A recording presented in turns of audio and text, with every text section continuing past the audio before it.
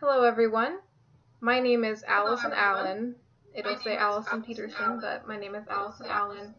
And today I will be doing a presentation on the trace mineral fluoride for Nutrition 200.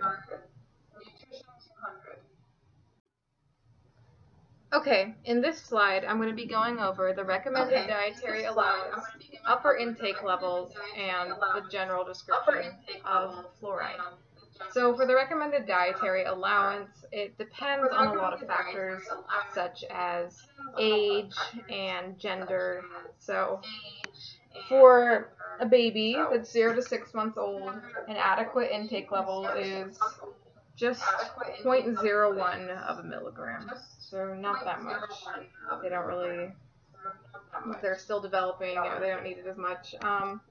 6 to 12 months, is just half of a milligram would be an adequate intake level. And then once you get into toddler and childhood years, 1 to 10 years old, 0.7 milligrams to 1.5 milligrams is an adequate intake level. And then the teen years, or getting into the teen years, 11 to 18 years old, is 2 to 3 milligrams for an adequate intake. And then once you get to adulthood, so 19 to 50 years old, if you are a male, then 4 milligrams is an adequate intake level, and 3 milligrams for a female. And then 50 plus years old, so once you are a senior, it's the same thing. 4 milligrams for a male, 3 milligrams for a female. And then if you are pregnant or lactating, then you would be at 3 milligrams as an adequate intake. And so then upper level would be 0.7 milligrams to 10 milligrams, depending on your age. And then a general description for fluoride is it is fluorine with some other element, so it's a compound, and then it's also a trace mineral, meaning it's needed in very small amounts in the body in order to do its job. And so it's a hardening component of bone, and it is commonly used for the prevention of tooth decay.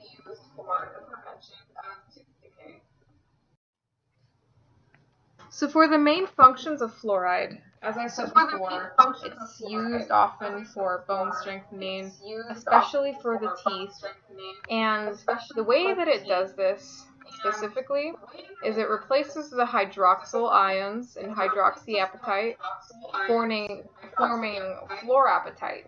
And so this leads to fewer cavities in teeth, because it strengthens bones, it keeps them more immune to bacteria, and it can help developing teeth. So that's, but put it in scientific terms, and that's what it does.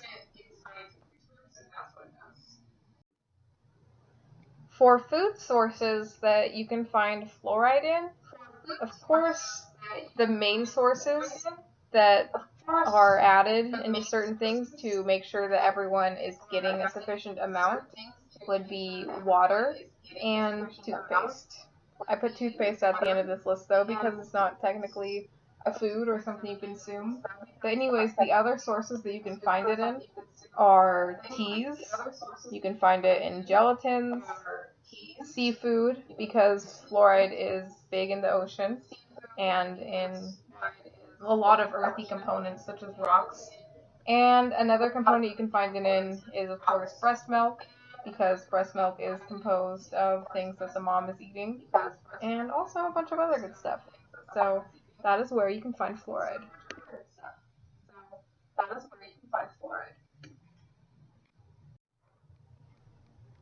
Being fluoride deficient is definitely possible, and it's actually has been a pretty common thing in the past, and also in countries where, you know, fluoride isn't added to water, or they don't have a lot of, you know, the teas and the gelatins, or even seafood.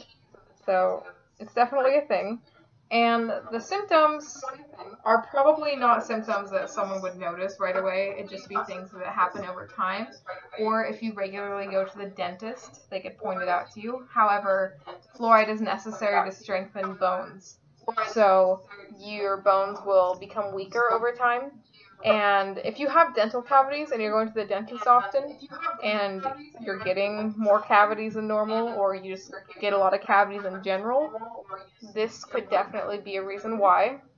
You could be deficient in fluoride. And then osteoporosis, which is basically a condition of weak bones. And a big medical success in the past has been adding fluoride to water and toothpaste because it has helped prevent these deficiencies in countries where these sources are readily available. So that's very nice. So toxicity isn't really something you need to worry about.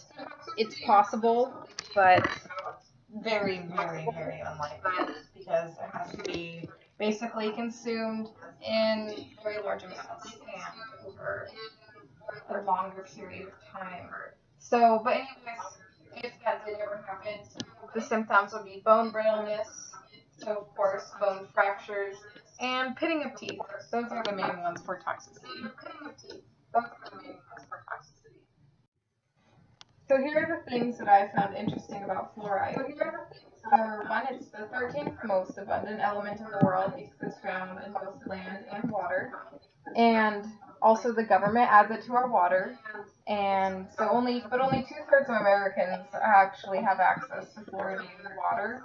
And that includes well water because it is in wells naturally because, like I said, it's in land. It's very abundant in rocks and in the ocean.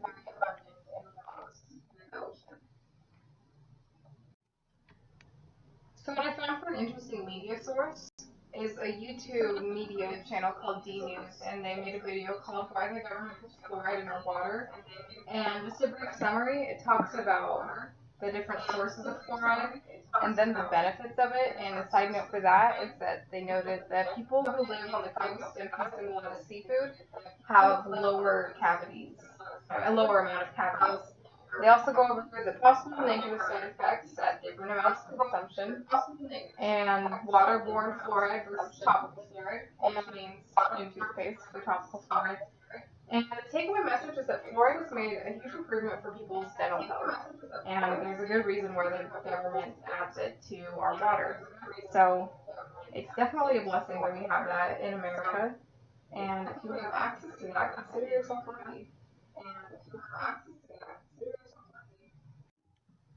So for my concluding advice and remarks, basically besides drinking water, consuming seafood, and of course brushing your teeth, ask your dentist about your fluoride needs if you are concerned because they are the ones who will be able to tell you whether you're just right or if your teeth are too weak. Because I know I recently went to the dentist and they actually told me that I needed more fluoride because my teeth were getting too weak and I had a larger amount of cavities than normal, and they prescribed me a toothpaste with a higher amount of fluoride. So those are available for those who need it. So that would be my advice. Ask your dentist. And on the next slide, you'll see my works cited. So thank you for watching.